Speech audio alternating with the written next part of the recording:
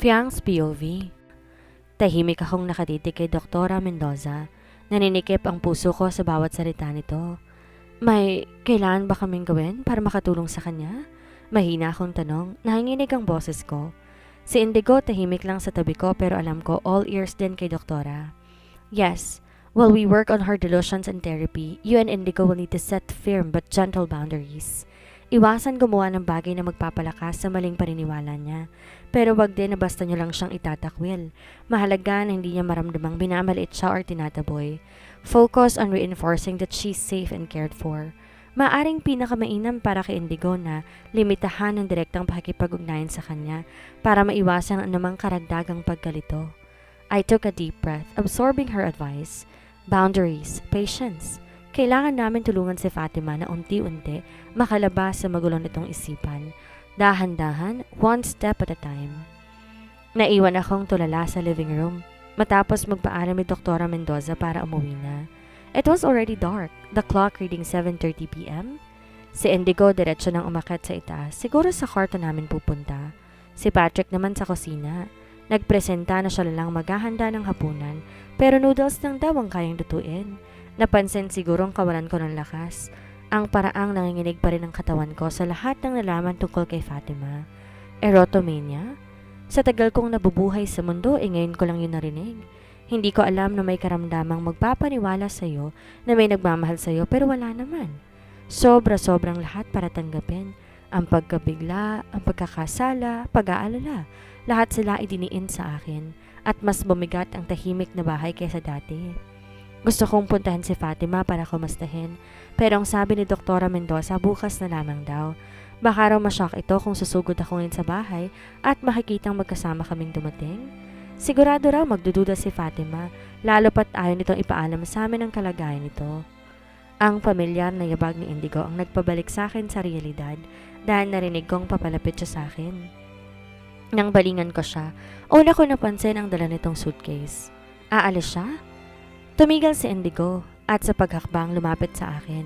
Hindi sobra pero sapat ang distansya para magkarinigan kami. Sunduin mo ang kapatid mo bukas kina Doktora.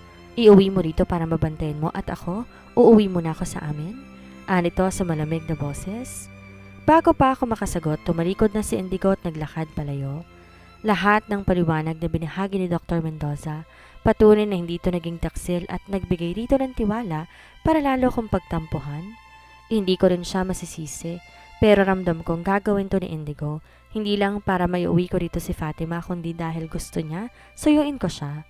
Nice one, oo. Ngayon ako na-guilty sa pambabintang ko sa kanya, pero gustuin ko man siyang kausapin ngayon at humingi ng pasensya, hindi ko pa magawa. Gulong-gulo pa rin ang isip ko sa pag-aalala para sa kapatid ko.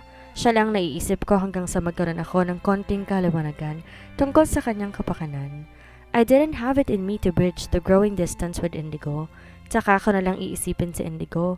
Alam ko naman di niya rin ako matitiis dahil siya tong ayaw makipaghiwalay sa akin. Bibigyan ko muna ito ng konting oras, konting space. Tsaka na ako luluhod sa kanya para mapaamo siya. I mean, sa mga santo. Sa kabilang banda. Pagdating ko sa bahay ng mga Azuma, their high-tech gate automatically opened, allowing me to drive in. After parking and stepping out of the car, Ate Amy, one of their only housemate, immediately came out to greet me. Narito po ba si Indigo? Tanong ko. It was Saturday so I wasn't sure if he had any plans. Oo, nasa loob. Pasok ka. Nauna itong humakbang para igiya ko sa loob. 2 weeks. Indigo had been staying here for 2 weeks at ngayon pa lang ako pumunta para bisitahin siya at sunduin sana. Napatagal kasi ang pag-asikaso ko kay Fatima. Pagkatapos ko siyang sunduin sa bahay ni Dr. Mendoza, nagkaroon kami ng mahaba at tapat na pag-uusap. Inisip ko yung payo ng psychiatrist. Pinaalalahanan ng sarili maging matyaga at umunawa sa sitwasyon ni Fatima. Bagamat marami akong tanong pinigilan ko. After all, I already knew the reason behind her actions. First week, nanatili si Fatima sa bahay namin ni Indigo para kahit papano maobserbahan ko to. Pero syempre, bago ko yun ginawa, pinaalam ko sa mamila ni Indigo ang bagay na yon. Since Indigo and I had a contract that prohibited us from spending a single night apart, pinaliwanag ko lahat kay mamila kasama ng payo ni Dr. Mendoza na dapat magkaroon ng minimal na pakikipag-ugnayan si Indigo sa kapatid ko.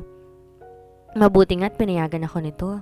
Gayunpaman, nilinaw ng ginang na bigyan lang niya kami ng 2 linggo para ayusin ang mga bagay at pagkatapos, inaasahan itong babalik na si Indigo sa aming tahanan.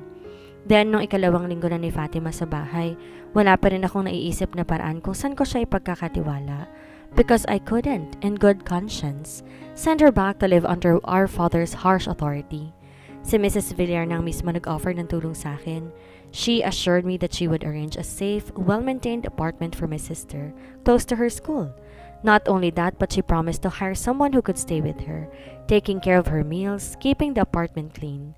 Sa ganong paraan daw mababawasan ang pag-aalala ko kay Fatima at mas makakapag-focus ako hindi lang sa Azuma Entertainment, most importantly, on repairing my relationship with Indigo.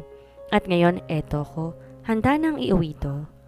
Nasa malawak na living room ako, nakaupo, naghihintay, habang si Ate Emmy umakyat sa taas para tawagan si Indigo. Tahimik ang bahay nila ngayon, mukhang wala ang parents nila. Noon kasi kapag nagpupunta kami rito, ang mommy ni Indigo ang unang sumasalubong sa amin. Makalipas sa ilang saglit napansin ko, pababa ng hagdan si Emmy habang kasunod ang 2 pamilyar na mukha. One was dressed in white cotton shorts and a simple white signature shirt, while the other sported black sweatpants and a matching sweater, both bearing the same brand logo. "Hi, sis-in-law?" One of them greeted with a soft smile. That gentle expression, Ashton. I recognized her immediately. Sa bagay, hindi ako magtataka kung narito to. Sa pagkakaalam ko, dito sila nagsistay ng wife niyang si Paula kapag weekend. At sa tabi nito, may mas malamig na kilos. Malinaw na si Indra, nakasuot ng sweatpants at sweater. Yes, Indigo and his brothers look practically identical, and if you didn't know their personalities, you'd really struggle to tell them apart. But for me, natutunan ko silang kilalanin based on their distinct aura. Napilitan akong ngumiti ng bahagya. Where's Indigo? Nasa kwarto niya, tulog pa, ani Ashton. Alam ba niyang nandito ako? Yes, Ate Emmy told him. Indra replied, his tone as steady as ever. Pero ang sabi ni Indigo, wala siyang pake. Napailing si Indra bago mo ring nagsalita. Mukhang grabe ang sama ng loob sa'yo ng kambal namin Imagine, iiwan mo siya dito ng 2 linggo nang di mo man lang kinukumusta. Ashton added with a gentle but pointed look. If Paula treated me that way, siguro magtatampo rin ako tulad ni Indigo. Napalingon si Indra kay Ashton bago ngumisi. What would it take to with you back and get you come home? Of course, hindi ako papayag na ganon-ganon lang. Kailangan ko ng matindi-tinding bed performance. Di ko na iwasang mapairap. Sinamantala ko na hindi sila nakatingin. Halatang para sa akin ang mga komento nila. Nangaasar pero malinaw ang mensahe. Kung gusto kong umuwi si Indigo, kailangan kong magsikap ayusin ang mga bagay-bagay. Oh my gosh! Wala ba kayong kakayan mag-isip ng kung ano maliban dyan sa mga kasangga nyo? A man's voice cut through as she walked over, rolling her eyes. Obvious narinig nitong sinabi ni Ashton. Nakaupo na ngayon si Marie sa tabi ko at magkakrus ang mga kamay sa harap, nakatingin na matalim sa 2 kuya niya. Bahagya ako napayoko at nagpigil ng tawa.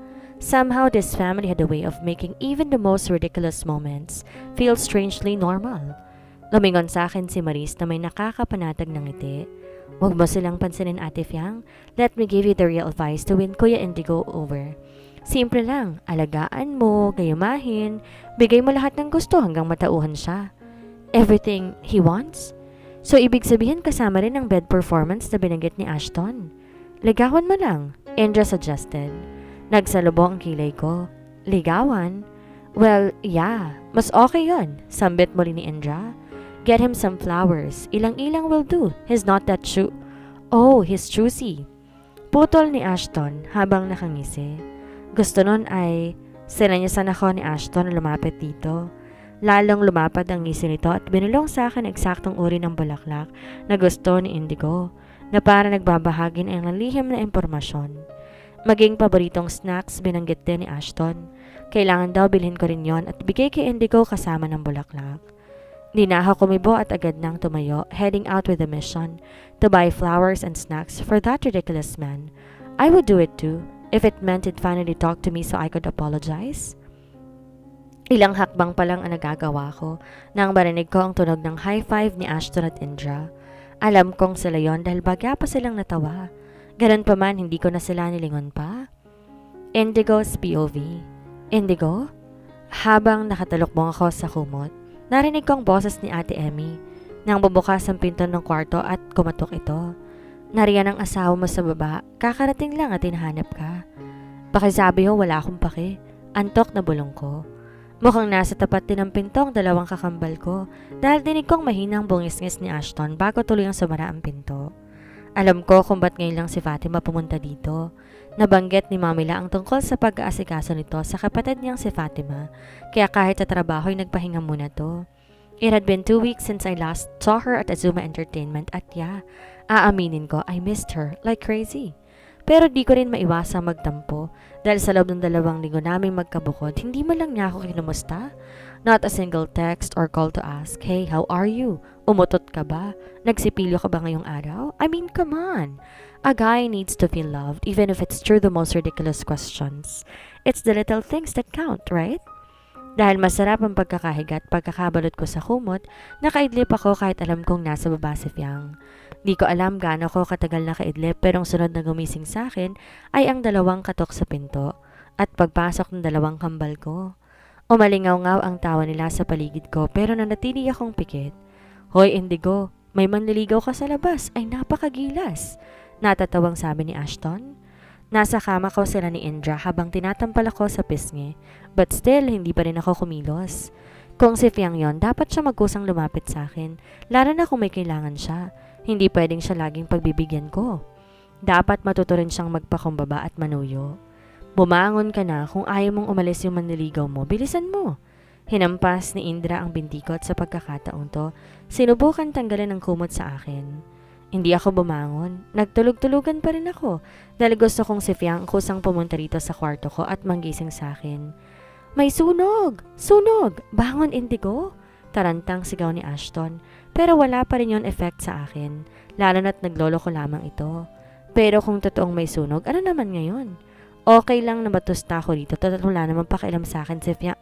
Yung asawa mo nasa labas, ang kapal ng makeup, naka-crop top, litaw pusod.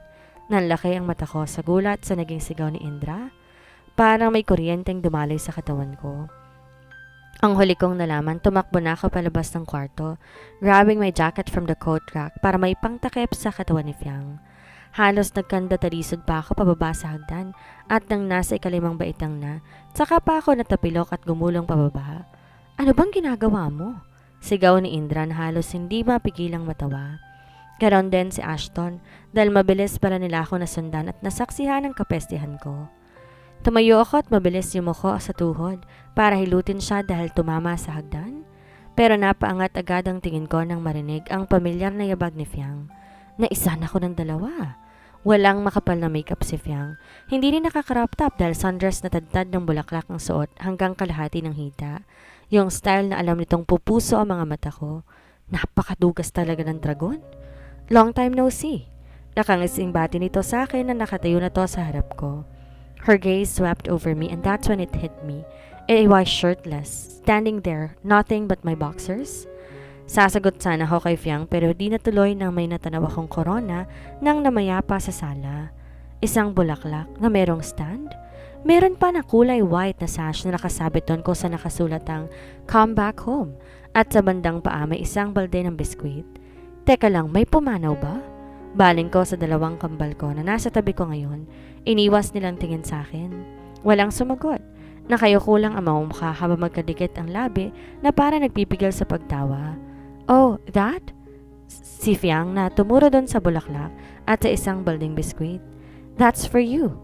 Anong that's for me? Nagsalubong ang kilay ko sa inis. Ngayon ka na nga lang pumunta rito, ganyan pa ang pasalubong mo? Anong tingin mo sa akin, bangkay na? Napakurap si Fiang. Pero ang sabi kasi ni Ashton, hindi nito natapos ang sasabihin nang biglang kumaripas ng takbo si Ashton na agad ko namang hinabol para gantihan.